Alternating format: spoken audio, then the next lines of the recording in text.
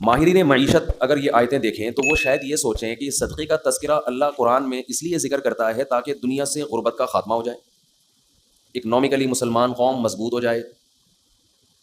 سمجھ رہے ہیں بھائی؟ یہی وجہ ہوگی نا، تاکہ سب دیں اور معیشت میں اعتدال پیدا ہو جائے. یہ وجہ دوسرے نمبر پر ہے، اصل وجہ یہ نہیں ہے. سمجھ رہے ہو کہ نہیں سمجھ رہے؟ یہ اصل وجہ بولو نہیں ہے. اصل وجہ یہ ہے کہ انسان اور بندے کا جو اللہ اور بندے کا جو تعلق ہے نا، اللہ چاہتے ہیں تم یہ ثابت کرو اپنے عمل سے کہ تمہارا مجھ پر ایمان ہے اور تمہیں یقین ہے کہ ایک دن تمہاری مجھ سے ملاقات ہونے والی ہے، اور تم دنیا کو مسافر خانہ سمجھتے ہو اور تم دنیا سے دل نہیں لگاتے ہو. اس کے لیے جب تک روکڑا خرچ نہیں کرو گے مجھے یقین نہیں آئے گا. بہت مشکل ہے بات سمجھ. اس کے لیے جب تک روکڑا خرچ نہیں ہوگا اللہ کہتے ہیں مجھے تمہارے دعووں پر یقین نہیں آئے گا. اس کی مثال دیتا ہوں میں. ایک کروڑ پتی تاجر آپ کے پاس آیا اور کہنے لگا کہ ایک پلاٹ بک رہا ہے، خرید لے، انویسٹ کر لے، پیسے نہیں ہیں ادھار لے کے ڈال دے. 1 کروڑ کا لے گا، میں تجھے قسم اٹھا کے کہتا ہوں 1 مہینے میں 30-40 لاکھ اس کی قیمت بڑھ جائے گی. پھر نہ بولنا کہ سودا ہاتھ سے نکل گیا.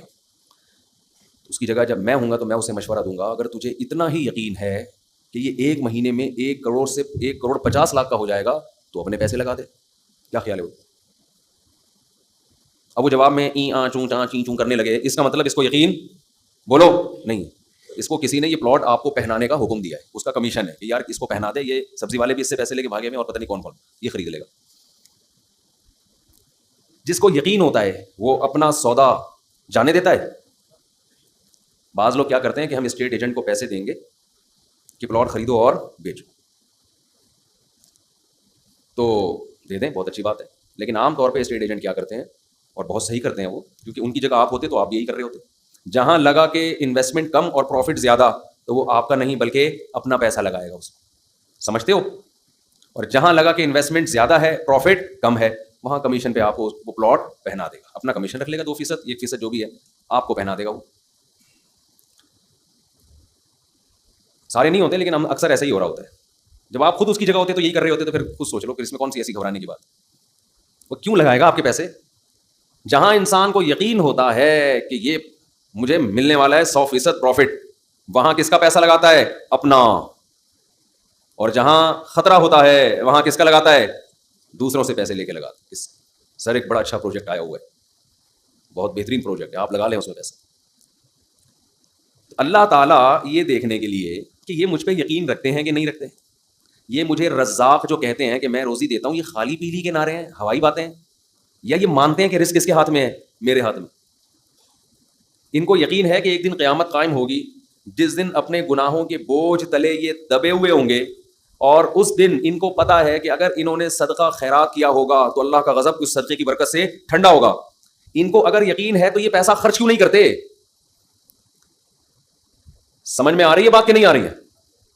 اور خرچ کا مطلب ٹرائی کرنے کے لیے خرچ کیا جاتا ہے. دیکھو جس بزنس میں پروفٹ کا آپ کو یقین نہ ہو، امکان ہو، انویسٹمنٹ وہاں بھی کر دیتے ہو، مگر بڑی انویسٹمنٹ بولو نہیں کرتے. ٹرائی یار، ایک فائل لے کے ڈال دے یار. ایک فائل لے کے اسٹیٹ ایجنٹ کو کیا بولتے ہو؟ یار سب لوگ خرید رہے ہیں، ہماری بھی ایک لے کے ڈال دے بھائی. اتنے پیسے ہیں میرے پاس، 10 لاکھ 15 لاکھ 20 لاکھ 30 لاکھ. کچی آبادی میں بھی لوگ پلاٹ لے لیتے ہیں. سوچو 10 20 لاکھ کے انویسٹمنٹ تو کچی آبادی میں کر رہے ہیں. کبھی اللہ کے لیے 10-15 لاکھ کی انویسٹمنٹ کی کسی نے؟ نہیں آئی کھوپڑی میں بات ہے. یعنی اللہ کو قرضہ دینے میں اتنا بھی رسک نہیں لے رہے جتنا کچی آبادی میں 10-15 لاکھ کے پلاٹ کا رسک لے رہے ہوتے ہیں.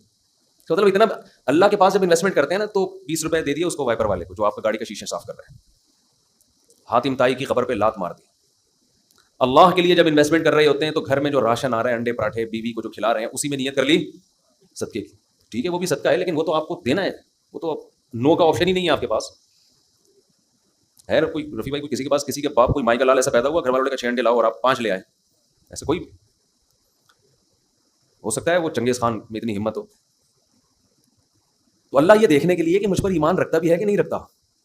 تو اللہ ہم سے کیا مانگتے ہیں؟ پیسہ مانگتے ہیں. اس لیے نہیں کہ اکانومک ملک کی بحال ہو جائے، غربت کا خاتمہ ہو جائے. غربت کے خاتمے کے لیے اگر صدقے کا حکم ہوتا تو غریب کو صدقے کا حکم کیوں ہوتا کہ وہ بھی کرے صدقہ؟ ہے بھائی، اسلام تو غریب کو بھی کہتا ہے اتقوا النار ولو بشق تمرۃ. غریب کو حکم دیا جہنم کی آگ سے بچو، صدقہ کرو. غریب کہے گا خاص طور پہ صحابہ کے زمانے کے غریب تو ایسے غریب تھے کہ ایک ازار ہے ٹوٹل ملکیت، اوپر پہننے کی قمیض بھی نہیں ہے، یہ ایسے ایسے غریب جو آج کل آپ کو ملیں گے نہیں. اتنے غریب صحابی کو حکم دیا جا رہا ہے کیا کرو؟ صدقہ کرو تاکہ اللہ کے غضب سے حفاظت ہو. وہ پوچھیں گے کیسے صدقہ کریں؟ آپ نے فرمایا شق تمرہ، کھجور آدھی توڑو، آدھی خود کھاؤ، آدھی کسی اور کو کھلا دو، صدقہ کر دو کسی. کیا اس سے غربت اکنامکلی قوم مضبوط ہو جائے گی؟ ہے بھائی، آدھی کھجور وہ کسی کو دیں گے کیا معیشت بحال ہو جائے گی قوم کی؟ تو خوب سمجھ لو زکوٰۃ صدقہ خیرات کا بنیادی مقصد قوم کو معاشی لحاظ سے مضبوط کرنا نہیں ہے، یہ اس کی ایک حکمت ہے. نتیجہ نکلے گا کہ قوم معاشی لحاظ سے مضبوط ہوگی، غربت کا خاتمہ ہوگا. نتائج میں یہ بات داخل ہے.